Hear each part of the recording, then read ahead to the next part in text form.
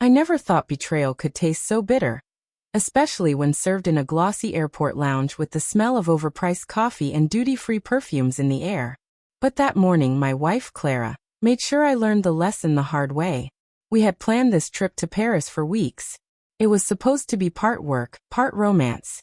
Clara ran a high-end interior design company, and I was often her silent supporter. The one behind the scenes, cheering, helping with accounts, keeping the gears oiled while she dazzled clients with her charm. She was brilliant, ambitious, and relentless. But I had no idea how ruthless she could be until that day. The setup. We were supposed to fly together.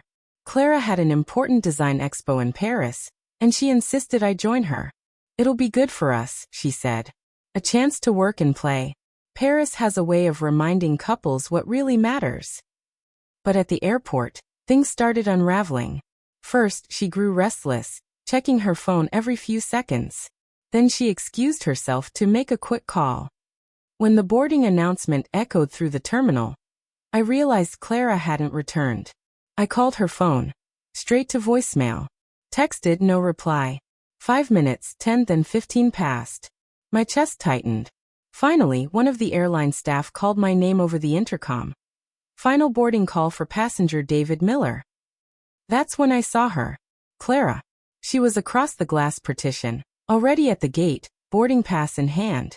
She caught my eye but didn't wave. Didn't smile. Just smirked, cold, triumphant, and walked through the tunnel without me. She left me stranded. The betrayal. Humiliation burned through me. I stood there, luggage by my side, looking like some abandoned fool. I demanded answers. Why would my wife leave me behind on our trip? But then I remembered something. Clara wasn't traveling alone. She'd mentioned, in passing, that her business partner, Marcus, would also be in Paris for the expo. A man she always described as brilliant but eccentric, who pushed boundaries. I pulled out my phone again, scrolling through her messages. And there it was, one she must have forgotten to delete. "Can't wait to see Paris with you. Finally, just us." My vision blurred. My hands trembled. Clara hadn't invited me to Paris to save our marriage. She'd invited me so she could humiliate me. She wanted me to see that I was replaceable, disposable. I felt sick. But then so the twist of fate. That's when fate intervened. I was sulking at the lounge bar, trying to decide whether to go home or drown in overpriced whiskey, when I heard a voice behind me. "Rough day." I turned. A man stood there, sharp suit, silver cufflinks, easy smile. He extended a hand. Mark Jensen.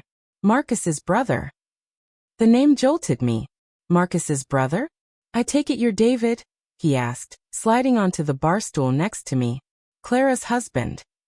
I hesitated, then nodded. He smirked knowingly. "She's not subtle, is she?" "What do you mean?" I asked cautiously. Mark leaned in, lowering his voice. "Marcus has been bragging for months. About Clara. About Paris. He thinks he's clever. But trust me, Marcus has a history of burning bridges. And Clara? She's playing with fire." Meeting inside me shifted. A fire sparked in the ashes of my humiliation. The twist of fate. That's when fate intervened. I was sulking at the lounge bar, trying to decide whether to go home or drown in overpriced whiskey, when I heard a voice behind me. "Rough day." I turned. A man stood there, sharp suit, silver cufflinks, easy smile. He extended a hand. Mark Jensen. Marcus's brother. The name jolted me. Marcus's brother? "I take it you're David?" he asked, sliding onto the bar stool next to me. "Clara's husband." I hesitated, then nodded. He smirked knowingly. "She's not subtle, is she?" "What do you mean?" I asked cautiously. Mark leaned in, lowering his voice. "Marcus has been bragging for months. About Clara. About Paris. He thinks he's clever. But trust me, Marcus has a history of burning bridges. And Clara? She's playing with fire." I froze. My anger turned into something sharper. Curiosity mixed with vengeance. Mark ordered US drinks and we talked. He told me stories about Marcus. Reckless deals, betrayals, women left in tears. "Paris isn't about the expo," Mark said. "It's about Marcus showing off. And Clara? She's just his latest trophy." I clenched my jaw. That was when Mark dropped the bombshell. I'm flying first class to Paris. Seats next to me is empty, company perk. Why don't you join me? The flight. The decision wasn't hard. Minutes later, I was sinking into a plush first-class seat, champagne in hand, seated next to Mark Jensen, the brother of the man my wife had betrayed me with. As the plane soared above the clouds, I felt something I hadn't in years: freedom. Clara thought she'd left me stranded, humiliated. Instead, I was flying first class, plotting my next move with an unexpected ally. Mark leaned over, his voice smooth. You want revenge, don't you? I didn't answer. My silence was enough. Good, he said. Because Marcus has enemies. And in Paris, you and I can make sure your wife realizes just how wrong she was to underestimate you. Paris. When we landed, Paris felt different. Not romantic or dreamy, but electric. Charged with the weight of betrayal and the promise of revenge. Mark and I checked into a luxury hotel, the kind Clara would kill to Instagram about.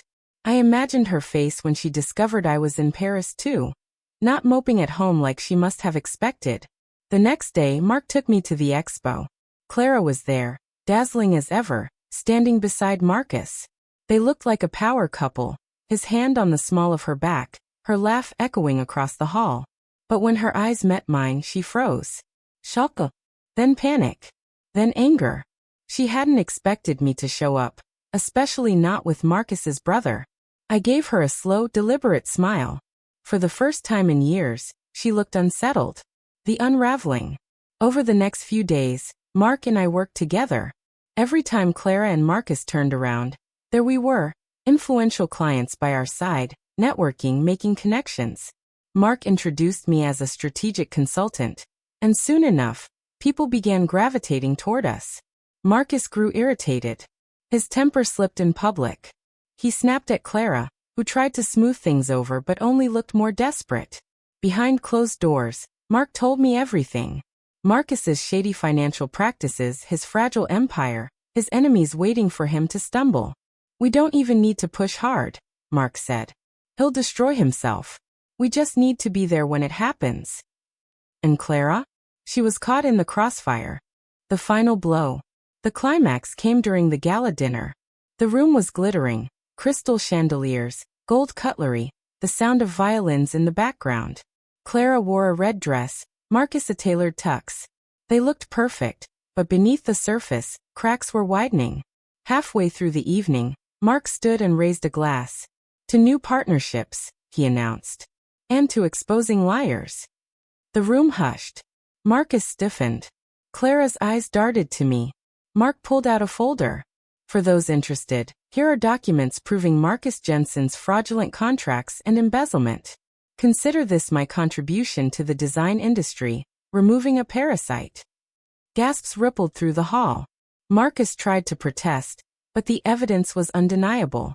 Security escorted him out, reporters snapping pictures, whispers echoing. Clara stood frozen, pale as marble. I walked past her slowly, deliberately. She reached for my arm. David, wait. I turned, my voice calm but sharp. Enjoy Paris, Clara. This is what you left me for. Her face crumpled as I walked away, Mark at my side. The aftermath.